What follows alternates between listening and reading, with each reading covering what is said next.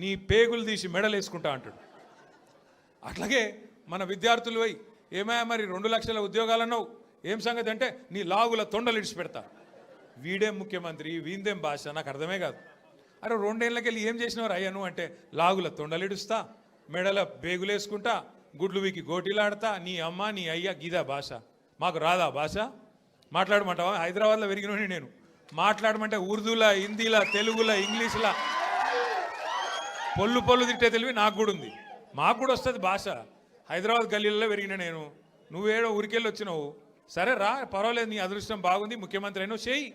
రోజు ఏడుచుడు ఎందుకు? మేము ప్రతిపక్షంలో ఉన్నాం, నువ్వు అధికారంలో ఉన్నావు. ఇక అంటారు చూడదు సామెత, కనకపు సింహాసనం మీద శునకం కూర్చోబెట్టినట్టు నిన్ను ఆడ కూర్చోబెట్టిన పాపానికి రోజు అరసుడే. రోజు అరిసి అరిసి అరిసి. నిన్న మొన్న కొడంగల్లో చూసిన. కొడంగల్లో ఆయన సర్పంచులు గెలిపించుకున్నాడంట. గెలిపించుకుంటే సంతోషంగా బువ్వ పెట్టాలి, 4 మంచి మాటలు చెప్పాలి, ఇక రాష్ట్రంలో ఉన్న పల్లెలకు ఫలానా చేస్తా, నేను ముఖ్యమంత్రి అని చెప్పాలి. రోజు అరసుడు. నాకైతే డౌట్ వస్తున్నది, ఎంత ఒరులుతున్నాడు, ఎంత అరుస్తున్నాడు అంటే ఆ గీతమ్మ ఉన్నది ఆయన భార్య, ఆమె చెప్తున్నా నేను తల్లి గీతమ్మ జల్దీ కట్టేయి, లేకపోతే ఆయన ఎవరైనా కరిసినా కరుస్తాడు వీడు. ఎందుకంటే ఇప్పుడు రోజు అరిసి అరిసి అరిసి పిచ్చిలేసిపోయేటట్టున్నది, కరిసేటట్టు తయారైంది రోజు రోజుకు. నేను ఏమంటున్నా అంటే ఏనుగు పోతుంటే మస్తు జంతువులు మొరుగుతుంటాయి, నక్కలు కుక్కలు. మనం పెద్ద పట్టించుకునే అవసరం లేదు. మనం ఒకటే, కేసీఆర్ లాంటి ఏనుగు ఆయన ఎంత స్థాయి మనుషులు నేను మీకు చెప్పాల్సిన అవసరం లేదు. ఇలా ఆయన తిడుతా ఉన్నాడు తెల్లారు లేస్తే. ఒకరోజు ఆయన చచ్చిపోవాలని కోరుకుంటాడు, ఇంకో రోజు ఆయన కాలు ఇరిగింది అంటాడు, ఇంకో రోజు ఇంకేదో అంటాడు. అరే అయ్యా నువ్వు ముఖ్యమంత్రివి, చెయ్యి. నువ్వు శపథాలు చేస్తున్నావు కదా, కేసీఆర్ నువ్వు మళ్ళీ లేకుండా చేస్తా, మళ్ళీ రాకుండా చేస్తా అంటున్నావు కదా. నిజంగా నీకు నిజంగానే నీకు సత్తా ఉంటే, నిజంగా నీకు అంత టాలెంట్ ఉంటే చెయ్యి శపథం. 1 కోటి మంది ఆడపిల్లలకు రేపటి నుంచే నెలకు 2,500 రూపాయలు ఇస్తాను, జనవరి 1 నుంచి శపథం చెయ్యి, నేను చూస్తా. తులం బంగారం నేను జనవరి 1 నుంచి ఇస్తాను చెప్పు, శపథం చెయ్యి. చెప్పు 4,000 పెన్షన్ సంక్రాంతికి వెళ్ళి ఇస్తా, 2 ఏళ్ళకి వెళ్ళి తప్పించుక తిరిగిన దొంగను నేను, కానీ ఇప్పుడు ఇస్తా సంక్రాంతికి వెళ్ళని చెప్పు దమ్ముంటే. గా శపథాలు చెయ్యి. వీటితో ఏమవుతుంది? నీ ఉపన్యాసాలు, ఊకదంపుడు డైలాగులు ఏమొచ్చేది ఉన్నది వాటితోని? నోటి తీట తిరుగుతుంది తప్ప ఏం రాదు. మాకు రాదా తిట్టనికి? మాకు కూడా వస్తుంది, కానీ నీకు కాదు. నీ కుర్చీకి గౌరవం ఇచ్చి ఊకుంటున్నాం. కానీ ఒకటి మాత్రం నేను పక్కా చెప్తున్నా, దయచేసి మిమ్మల్ని అందరినీ కూడా కోరుతున్నా, మీరు మాత్రం హైదరాబాద్ జనాలకు మీకు పాదాభివందనం చేసినా, నేను ఏం చేసినా కూడా తక్కువనే నేను. ఎందుకంటే మామూలు విషయం కాదు. హైదరాబాద్ చరిత్రలో ఎన్నడూ వరుసగా 2 సార్లు, ఒకసారి కాదు, కార్పొరేషన్ ఎన్నికల్లో ఎవ్వలతో సంబంధం లేకుండా డైరెక్ట్గా టీఆర్ఎస్ పార్టీని, బీఆర్ఎస్ పార్టీని మీరు గుండెల్లో పెట్టుకొని గెలిపించి మమ్మల్ని మళ్ళీ కార్పొరేషన్ 2సారి కూడా మా చేతిలో పెట్టింది. అట్లాగే మొన్న శాసనసభ ఎన్నికల్లో కులం లేదు, మతం లేదు, అన్ని కులాలు, అన్ని మతాలు, హిందువులు, ముస్లింలు, క్రిస్టియన్లు గుండెల్లో పెట్టుకున్నారు గులాబీ జెండాను. 24 సీట్లు హైదరాబాద్లో ఉంటే ఒక్క సీటు కూడా మీరు కాంగ్రెస్కి ఇయ్యలే. ఒక్కటంటే ఒక్క సీటు ఇయ్యలే కాంగ్రెస్కు, నమ్మలే మీరు. అట్లాగే ఒక్క సీటు అడ్డిమారి గుడ్డి దెబ్బలో బీజేపీకి పోయింది, ఒక్క సీటు తప్ప మొత్తం సీట్లు బీఆర్ఎస్కే మీరు అప్పచెప్పిండ్రు. మీకు అందుకే పాదాభివందనం చేసినా తక్కువనే, మీరు చేసిన మరి మేలుకు. నేను మీకు ఒకటే మాట ఇస్తున్నా, శేర్లింగంపల్లి నియోజకవర్గంలో గత 10 సంవత్సరాల్లో కేసీఆర్ గారి నాయకత్వంలో 10,000 కోట్ల రూపాయలతో మనం అభివృద్ధి కార్యక్రమాలు చేసుకున్నాం. ఫ్లైఓవర్లు, అండర్ పాస్లు, మంచినీళ్లు, సీసీ రోడ్లు, మోరీలు చేయగలిగితే మంచి చేసినాం. 1 లక్ష డబుల్ బెడ్రూమ్ ఇల్లు కట్టిన మొత్తం హైదరాబాద్ కలిపి, అందులో శేర్లింగంపల్లికి కూడా ఒక 4,000 వచ్చినాయి. సరే పిండి కొద్ది రొట్టె, ఇంకా కూడా చేయాలని ఉండే, ఈసారి చేద్దాం ఇంకా అన్ననే ఒక ఆరాటం ఉండే. కానీ ఇవాళ కాంగ్రెస్కి అధికారం వచ్చింది. ఊర్లలో ఉండే ప్రజలు వీళ్ళు చూపెట్టిన ఆశలకు మోసపోయి వాళ్ళకు ఓట్లేసిండ్రు. ఓట్లేసిన వాళ్ళే ఇవాళ బాధపడి సర్పంచ్ ఎన్నికలు వస్తే మళ్ళా మంచిగా కాంగ్రెస్కు బుద్ధి చెప్పి 40% దాకా సర్పంచులు మనోళ్ళని గెలిపించినారు. రేపు నిజంగా మార్పు అంటే ఒక ఇది మార్పుకు సంకేతం. నిజమైన మార్పు ఊర్లలో స్టార్ట్ అయింది. హైదరాబాద్లో కూడా చాలా అవుతుంది. ఎందుకంటే చూస్తున్నారు అందరూ, నిజంగా వీళ్ళతో ఏమైనా అవుతుందా, ఏమైనా చేస్తారా అని. ఒక్కసారి మీరు ఆలోచన చేయండి, ఎట్లున్నది ప్రభుత్వం. ఇవాళ రెవెన్యూ మంత్రి కొడుకేమో గుండగాళ్ళని వేసుకపోయి ఇవాళ భూముల మీద పడ్డాడు, భూములలో పడి కబ్జాలు చేస్తున్నాడు. ఆయన మీద పాపం ఒక ఆయన ఎస్ఐయో సిఐఓ, ఆయన ఇన్స్పెక్టర్, ఆయన హబీబుల్లా ఖాన్, ఆయన పేరు హబీబుల్లా ఖాన్ అని చెప్పి నిజాయితీ గల పోలీస్ ఆఫీసరు రెవెన్యూ మంత్రి కొడుకు దౌర్జన్యం చేస్తుంటే, భూముల కబ్జా చేస్తుంటే ఆయన మీద కేసు పెట్టిండు. కేసు పెడితే ఇప్పుడు ఆ పోలీస్ ఆయన తీసుకుపోయి ఎక్కడో లూప్ లైన్లో వారేసిండ్రు. హబీబుల్లా ఖాన్కు ఇవాళ నిజాయితీగా పనిచేసినందుకు నజరానా ఇచ్చిండ్రు. ఏం నజరానా ఇచ్చిండ్రు? తీసుకుపోయి ట్రాన్స్ఫర్ చేసి ఎక్కడో ఊరవతల వారేసినారు. అట్లే ఇంకో మంత్రి బిడ్డ చెప్తున్నది, తుపాకీ పెట్టినట పారిశ్రామికవేత్తలకు తలకు. ముఖ్యమంత్రి గారి ఇంటెన్క గెస్ట్ హౌస్లో తుపాకీ తలకు పెట్టి పైసలు వసూలు చేస్తున్నారు. ఇక ఇట్లా తయారైంది. ఇక మీ ఎమ్మెల్యే ఉన్నాడు, పేరేమో గాంధీ, చేసే పనులన్నీ గాడిసే పనులు, ఒక్కటి సక్కడి పని లేదు. 11 ఎకరాలు కబ్జా పెట్టిండు కుత్బుల్లాపూర్లో. 11 ఎకరాలు కబ్జా పెట్టిండు.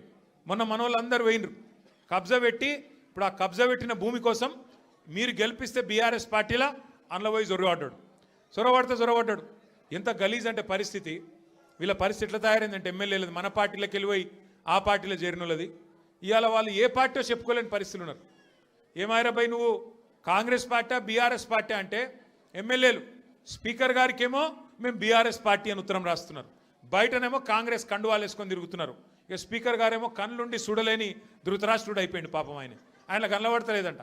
గాంధీ కాంగ్రెస్లో తిరిగేది మీ అందరికీ తెలుసు గల్లీలలో, అని స్పీకర్కు తెలుస్తలేదంట.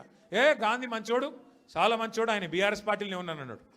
మరి బీఆర్ఎస్ పార్టీలు ఉంటే ఇలా బీఆర్ఎస్ పార్టీలో అనిల్ రెడ్డి చేరుతుంటే మరి గాంధీ ఏడి ఉండాలి కదా. ఇక్కడ లోకల్ ఎమ్మెల్యే అంటాడు.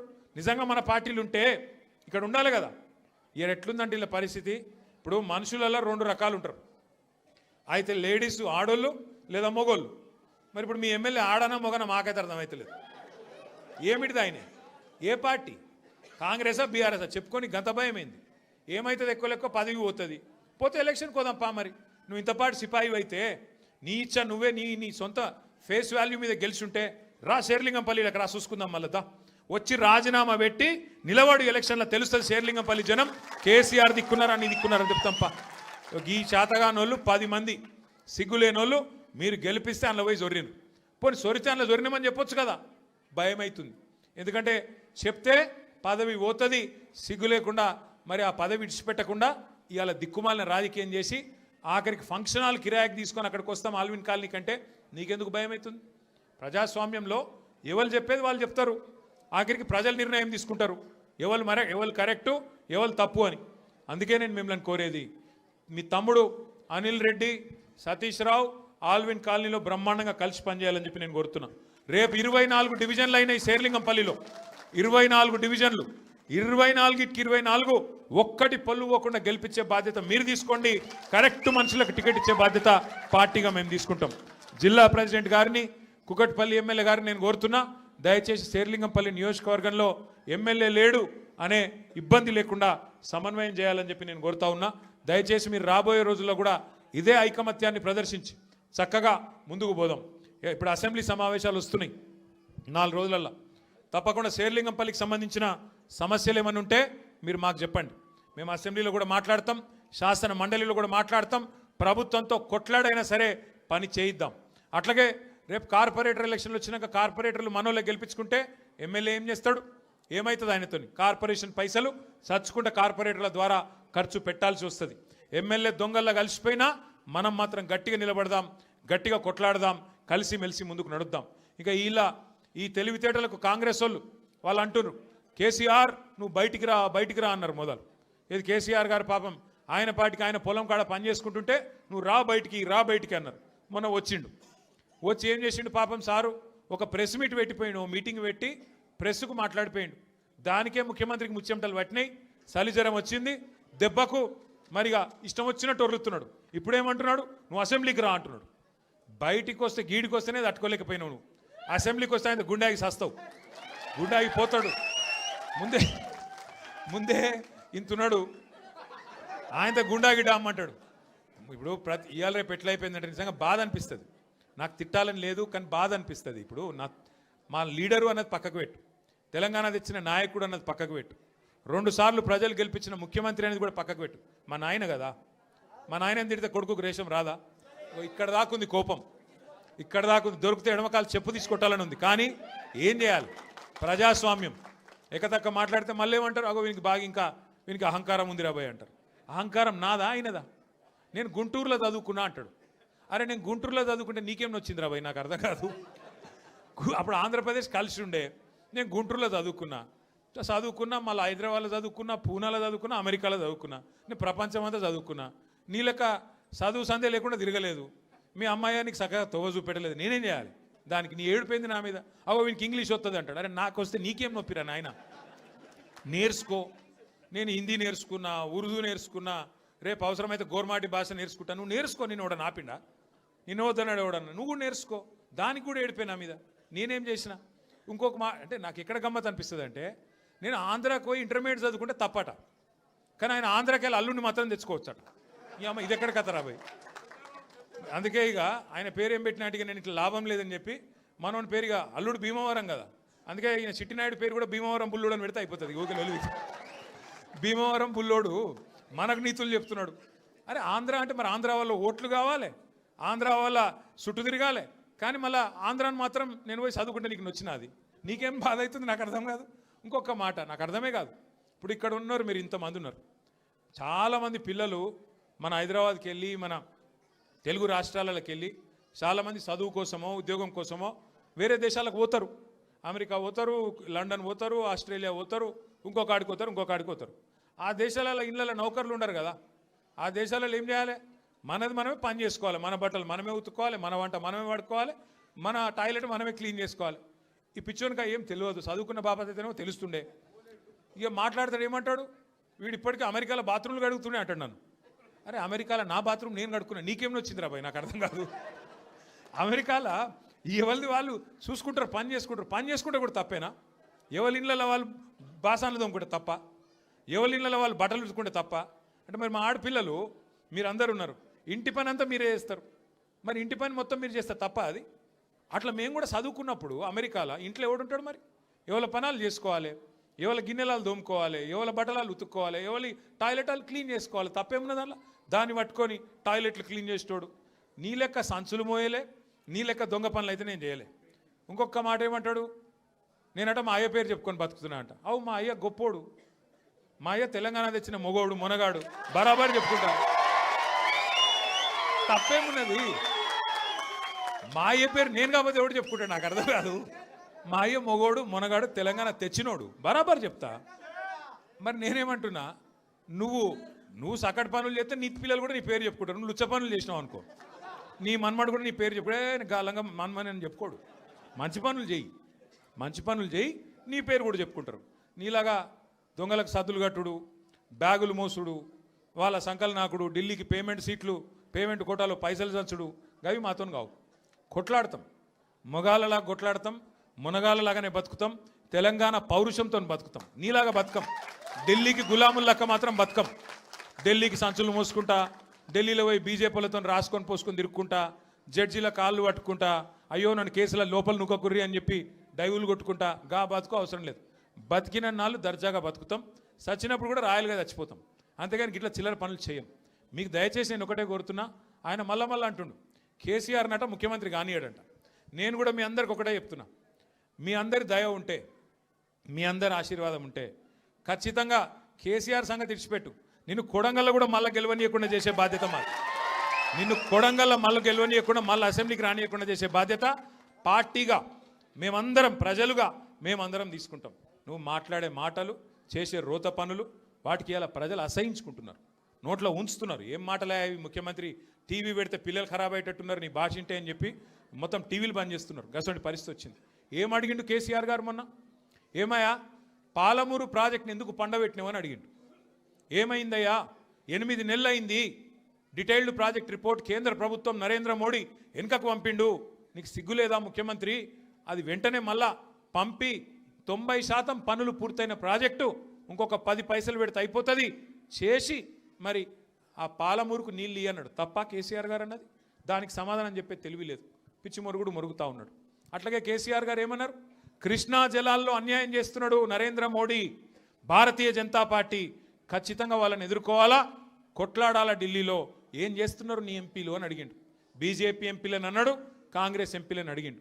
దాంతో ఇలా వాళ్ళకి సమాధానం చెప్పే తెలివి లేక ఇలా నోటికి వచ్చినట్టు మాట్లాడుతున్నారు.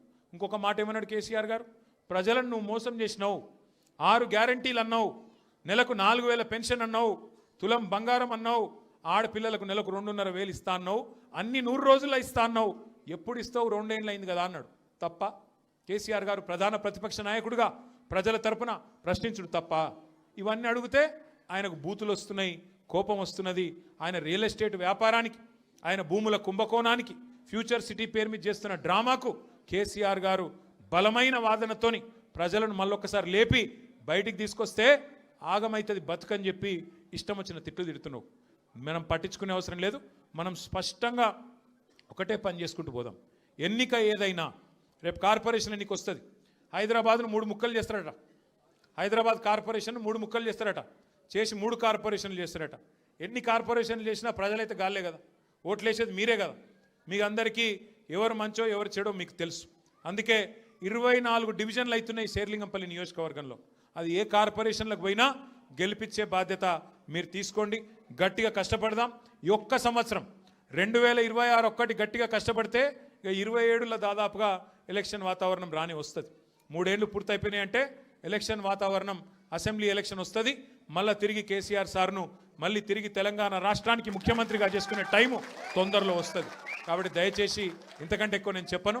మీరు చాలా దూరం నుంచి కష్టపడి నేనే అక్కడికి రావాల్సి ఉండే. फिर भी आप इतना दूर आए, हमारे बहनों से भी मैं शुक्रिया अदा करना चाहता हूँ. आप इतने दूर आए, आप इतने लोग आए और छोटे छोटे बच्चों को भी साथ लेके आए. मैं आपका तहे दिल से शुक्रिया अदा करता हूँ, आपका शुक्रगुजार हूँ. और మా ఆడబిడ్డలందరూ కూడా మరి అంత దూరం కించి వచ్చినందుకు థ్యాంక్ యూ. మళ్ళొక్కసారి మీకు నేను చేసే విజ్ఞప్తి, ఎన్నిక ఏదైనా గుర్తు కారు సారు ఈ రెండు. మళ్ళొక పూట ఎప్పుడో ఒక రోజు మళ్ళీ రమ్మంటుండే ఆల్విన్ కాలనీకి. ఈసారి చెప్పి పర్మిషన్ తీసుకొని కాదు, ఉత్తగానే